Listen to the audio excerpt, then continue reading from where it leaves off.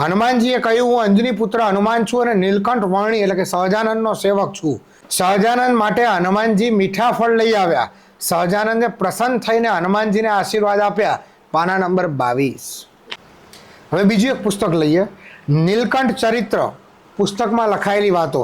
હનુમાનજીએ કહ્યું, મહારાજ, હનુમાનજી મહારાજ કે મહારાજ એટલે ઘનશ્યામ પાંડે કે તમારા નિત્ય દર્શન કરવાનો મારો નિયમ છે.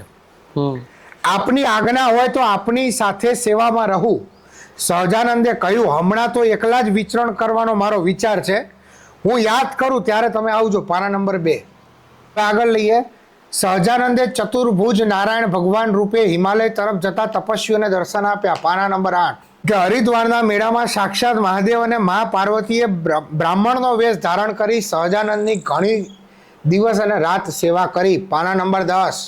લક્ષ્મણ ઝૂલા પાસે લક્ષ્મણજી મૂર્તિમાંથી સાક્ષાત લક્ષ્મણજી પ્રગટ થયા, બહાર આવ્યા અને સહજાનંદના ચરણોમાં નમી પડ્યા અને સહજાનંદે શ્રી રામચંદ્રના રૂપમાં દર્શન દીધા. પાના નંબર 10.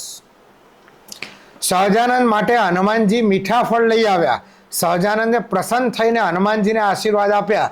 પાના નંબર 22. મેં કીધું ને હજી ટેલર નથી આવ્યું, પિક્ચર બાકી છે. સૂર્યનારાયણે હાથ જોડી અને સહજાનંદને કહ્યું કે હે પ્રભુ, આપની કૃપાથી અને આપની ઉપાસનાથી મને પ્રકાશ પ્રાપ્ત થયો છે. પાના નંબર 25. હનુમાનજીએ કહ્યું, હું અંજની પુત્ર હનુમાન છું અને નીલકંઠ વર્ણી એટલે કે સહજાનંદનો સેવક છું. પાના નંબર 42. એક બાવા અને બાવીના રૂપમાં એક સ્ત્રીએ સહજાનંદજીને કહ્યું કે આ શિવજી છે અને હું સતી છું.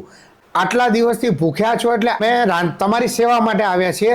અને સહજાનંદની સેવા કર્યાથી શિવ અને પાર્વતી અત્યંત આનંદિત થયા અને પછી પ્રણામ કરી અને અદૃશ્ય થયા.